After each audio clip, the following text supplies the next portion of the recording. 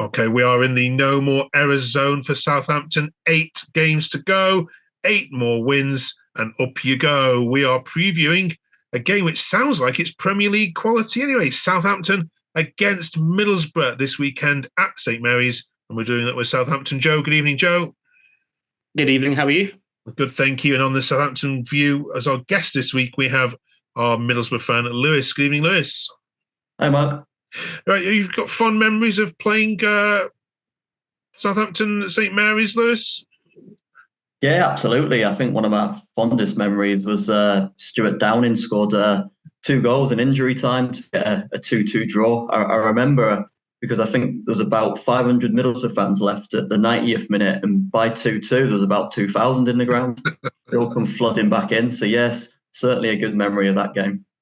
All right, we'll catch you in a second. Joe, first of all, you've had a bit of time off here from talking to us, obviously with no game during the FA Cup week and international breaks. So Southampton are well rested for this one, aren't they? Do you think that's going to help them or hinder them? Because you were in a good bit of a momentum going into the break. Do you think it's going to be good that you've had a rest and got your fit players back, or just see it as an inconvenience? No, I think it's a really good thing because it's meant that we can rest the players and we can get a couple of times coming back from injury like Walker-Peters. I mean, he was only out for a couple of weeks, but it's good to know that he'll be back fully fit. Yeah, I think it's been a good couple of weeks for us to have a good, decent break. Yeah, when you went to the Riverside earlier in September, though, don't even start with that one. That was ridiculous. Was it one of those performances that you want to forget? Yes, yeah, it was, because we went 1-0 up, and I thought, oh yeah, like we're doing really well. Like we held the ball well, and then 2 stupid mistakes just cost us, and then we just couldn't find a way back into the game. Hopefully this time around it'll be a bit different, but you never know, do you? Unfortunately, that's the beauty of football. Yeah, Lewis, Middlesbrough were in the relegation zone when this game happened last time. Actually, your first win of the season, I think, wasn't it? When Southampton popped up. When you remember that back to that game, Lewis, did you think Southampton were going to be battling for promotion back then? What did you make of them? Yeah, well, when we played them, they'd gone on a run of 3 defeats in a row. I think Sunderland put about 4 or 5 past them. Leicester had put similar numbers past them. And I think at the time there was a lot of people calling for Russell Martin's head. You know, a lot of the time it's is he sort of style over substance. And we were actually favourites going into that game, and considering we hadn't won a game that season. And we all thought they'd come, have 70-80% possession, but actually it was almost 50-50. So I was surprised because, going into that first game of the season, I remember Southampton with a first televised game on the Friday night, and I looked at that squad and I just thought, I haven't seen a better squad in the league. And I know they've lost, Ward-Prowse and Bella Kotchap, but they've also brought in the likes of Rothwell and Brooks and a few quality players, and they've just got quality throughout that squad. So yeah, I was surprised at the time that they were where they were, but I think after they got beat by us, they didn't lose a game for 4 months after that. So that was sort of the wake up call that they needed. Yeah, it was 22nd versus 15th, and now it's 10th against 4th. All right, Joe, getting those serious now.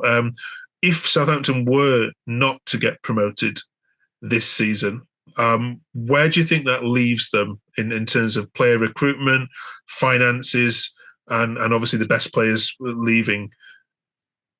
Well, yeah, the big thing is our best players will leave. Like Walker-Peters is definitely gone. Bednarek will probably leave. Obviously, we won't pay the £20 million option fee for Harwood Bellis, so it's going to cause a lot of issues. I mean, financially, I think we'll be all right because we'll still have another couple of years of parachute payments from the Premier League relegation. So financially, I'm not too worried, but the fact that we would lose all our best players is what's the big worry, because it's going to be a struggle to replace that quality. It really will be. Do Southampton fans look at what's happened to Leicester with the financial play charges and think, we've been done twice here. Not only have we been relegated because of, perhaps you could argue teams with financial fair play, but also now we may miss out on promotion because of a team that's benefited from overspending. What's your view on that? I mean, I think with the whole relegation from the Premier League, I'm not so much annoyed with it because, I mean, we finished rock bottom. We were awful all season, so we kind of deserve to go down.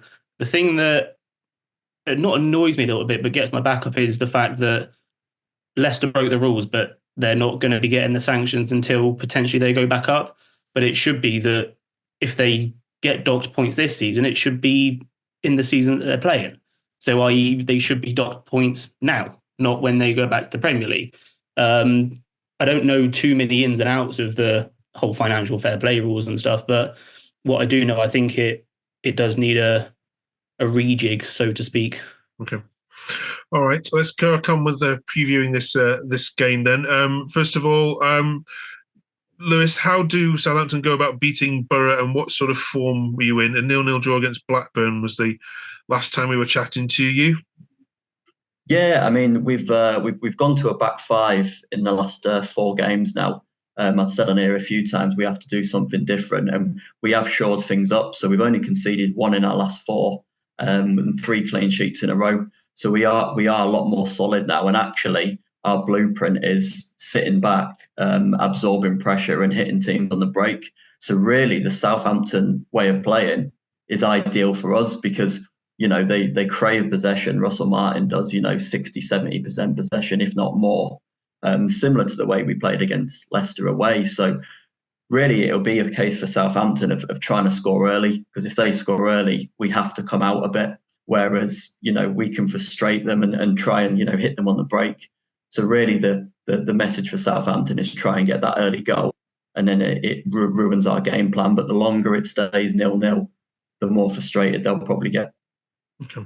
Do you think, Joe, some of the players have got their eyes on Monday's game here as well? Will Russell be making sure that perhaps get Middlesbrough done by half time and rest a few, because that is as much as this is an important game, that is a huge game come Monday, isn't it? Yeah. I think if we can get the Borough game tied up at half time, then we can bring our better players off, like Flynn Downs, like Harwood Bellis, Walker Peters, rest them for the huge game at Portman Road on Monday evening. That's going to be a absolutely colossal fixture. Yeah, okay. All right, let's get some score predictions from you. Joe, you're at home, you can go first. I'm going to go for a 3-1 Southampton win. I mean, I don't think it will be easy because I really liked what I've seen from Middlesbrough the last few weeks. I think he's Carrot's got them as a really solid unit. So it'll be tough, but I think our quality will just shine through. Okay. All right, Lewis, this is a must-win for Borough as well, because if there's any chances of the playoff, every game now must be a win. Do you think you'll get it? Don't think we'll get a win. I think Southampton have just got over that wobble that they had, where I think they lose 5 in 6, and they've won the last couple. I was hoping Walker Peters would be out because they've been leaking goals when they've put Harwood Bellis right back and then Jack Stevens centre back. So the fact Harwood Bellis goes back into the middle makes it tougher for us. Like I say, we have been solid recently, and Southampton are a bit hit and miss.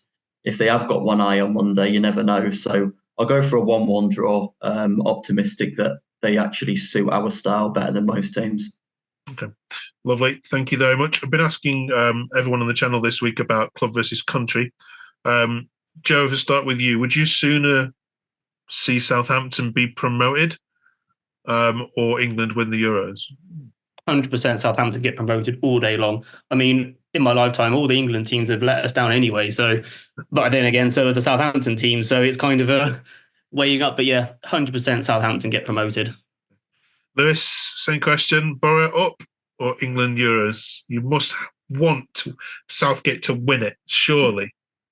Yeah, I'm probably going to be in the minority on this channel, to be honest, because I'd actually say I'd rather England win it. I don't know if I'm still haunted by the last time we got promoted to the Premier League, and it was that bad. It was almost a case of, well, what was the point of us going up? But yeah, I suppose in my lifetime, we've come so close to winning something. And like you say, that connection with Southgate, it would be great. And there's something about us, winning it all as one, as a nation. Like I say, I'd love us to go up, but I think at the moment in the economic climate, it would just mean a season of misery and straight back down again.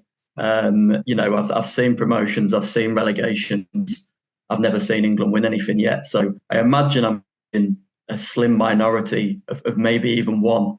But yeah, I would say England. All right.